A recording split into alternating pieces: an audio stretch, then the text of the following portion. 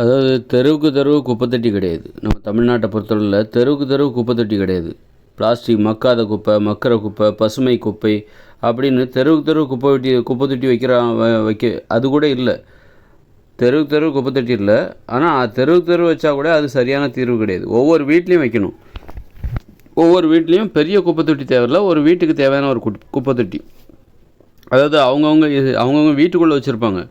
ஆனால் வெளியில் அந்த குப்பையை கலெக்ட் பண்ணுறவங்க எளிதாக எடுத்து யூஸ் பண்ணுற அளவுக்கு ஒரு வடிவம். அது குப்பை தொட்டினா இப்படி தான் இருக்கணும்.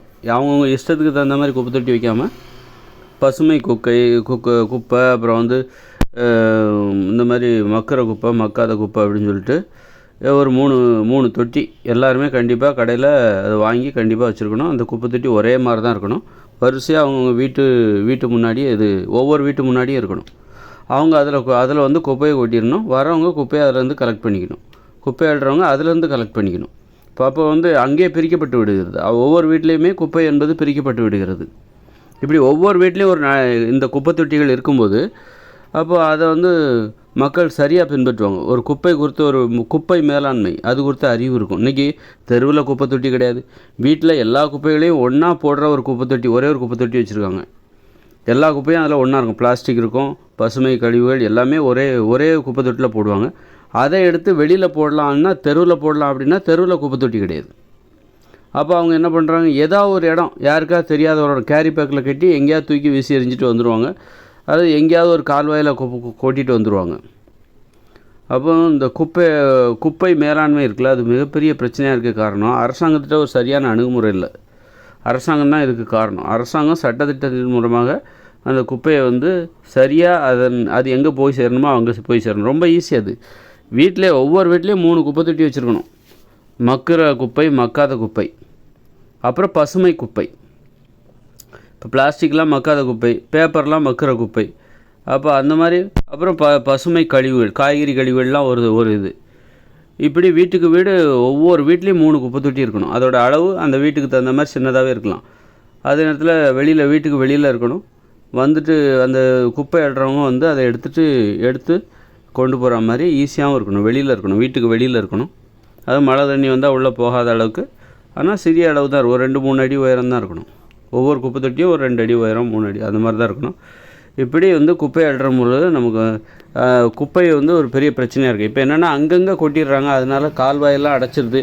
பெரிய மழை வந்ததுன்னா அந்த பெரிய வெள்ளப்பெருக்கு ஏற்படுவதற்கு இந்த குப்பைகளால் கால்வாய்கள், மழைநீர் கால்வாய்கள்லாம் அடைச்சி போகிறது ஒரு காரணம். அதனால் குப்பை மேலாண்மைங்கிறது ரொம்ப ஈஸி. அதுக்கு நாம் செய்ய வேண்டியது ஒவ்வொரு வீட்லேயும் 3 குப்பை தொட்டி. மக்கிற குப்பை, மக்காத குப்பை, அப்புறம் பசுமை கழிவுகள். பசுமை கழிவுகள் அந்த குப்பை தொட்டியில் வெறும் காய்கறி கழிவுகள், பழக்கழிவுகள், இலைகள், தழைகள் அதுதான் இருக்கணும். அதை அப்படியே உரமாக மாற்றிடலாம். அந்த உரத்தை விவசாயிகள்கிட்ட கொடுத்துடலாம். இப்போ என்ன ஆகுதுன்னா எல்லாத்தையும் ஒன்றா சேர்த்து குப்பை தொட்டியில் போடுறாங்க. அதனால் போய் குப்பை கிடங்களை பார்த்தா அங்கே ஒரு தொழிற்சாலை, எல்லா குப்பையும் தரம் பிரிக்கிறாங்க. இது மக்கிற குப்பை, மக்காத குப்பை, பிளாஸ்டிக் குப்பை அப்படின்னு தரம் பிரித்து அவங்க அவ்வளோ கஷ்டப்படுறாங்க. அதுக்கு இயந்திரங்கள்லாம் வச்சு ரொம்ப கஷ்டப்படுறாங்க. இதில் என்ன ஆகிப்போகுதுன்னா அவங்க சரியாக பிரிக்காமல் கடைசியில் சில குப்பைகளை அரைக்கிறாங்க. அதை திரும்ப, அதாவது பசுமை குப்பைகளை அரைக்கிறாங்க. அதில் பிளாஸ்டிக் கழிவுகள்லாம் இருக்குது, அதையும் சேர்த்து அரைக்கிறாங்க. அதை அப்புறம் விவசாயிகள்கிட்ட கொடுக்குறாங்க. அதில் அந்த பிளாஸ்டிக் துகள்கள்லாம் விவசாய நிலத்தில் உரமாக போடும்போது அது நிலத்துக்குள்ளே போகுது. இந்த மாதிரி நிலத்துக்குள்ளே போகிறதுனால இந்த பிளாஸ்டிக் துகள்கள் நிலத்தடி நீரோடு கலக்கிறது. அப்போ நம்ம குடிக்கிற தண்ணி, எல்லா தண்ணியிலுமே இந்த பிளாஸ்டிக் துகள்கள் இருக்குதுன்னு சொல்கிறாங்க. அதனால் இதை நம்ம அலட்சியப்படுத்துறதுனால பாதிக்கப்பட போகிறது நாம தான். எல்லா குப்பையும் ஒன்றா போடுறாங்க. அந்த குப்பையை எடுத்துகிட்டு போகிறாங்க லாரியில். அதை அங்கே போய் பிரிக்கிறாங்க. அதுக்கப்புறம் அங்கே போய் பிரிக்கிறாங்க, குப்பை தொழிற்சாலையில் போய் பிரிக்கிறாங்க. பிரிக்கும்போது சரியாக பிரிப்பாங்கன்னு சொல்ல முடியாது. அவங்க என்ன பண்ணுறாங்க, பசுமை குப்பையை தனியாக பிரித்து அதில் பார்த்திங்கன்னா நிறைய பிளாஸ்டிக்லாம் இருக்கும். ஆனால் அவங்களால துல்லியமாக பிரிக்க முடியாது.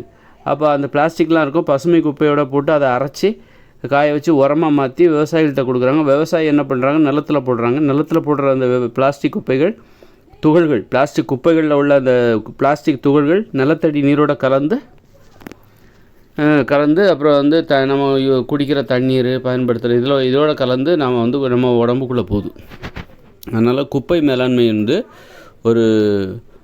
மேலாண்மை என்பது மிக முக்கியமான விஷயம். அதுக்கு ரொம்ப எளிதானது ஒவ்வொரு வீட்லேயும் 3 குப்பை தொட்டி வச்சுருக்கணும். தெருவுக்கு ஒரு குப்பை தொட்டி அது ஒன்று வேணால் வைக்கலாம். மற்றபடி ஆனால் ஒவ்வொரு வீட்லேயும் 3 குப்பை தொட்டி, மக்கிற குப்பை, மக்காத குப்பைக்குன்னு ஒரு குப்பை தொட்டி, பசுமை கழிவுகளை போடுவதற்குன்னு ஒரு குப்பை தொட்டி, 3ஐயும் வச்சு அதிலேருந்து தான் குப்பைகளை வந்து அந்த குப்பையை அள்ளுறவங்க எடுத்துகிட்டு போகணும். இந்த மாதிரி ஒரு நடைமுறை. இதனால் மக்கள்கிட்ட ஒரு ஒழுங்கு இருக்கும். குப்பையினால் ஏற்படுகிற குப்பையை தரம் பிரிக்கிறது ஈஸி, குப்பையை மறுசுழற்சி பண்ணுறது ஈஸி. இந்த மாதிரி கொஞ்சம் எளிதாக இருக்கும். பிளாஸ்டிக் துகள்கள் நிலத்தடி நீரோடு சேருவதை நாம் தடுக்கலாம்.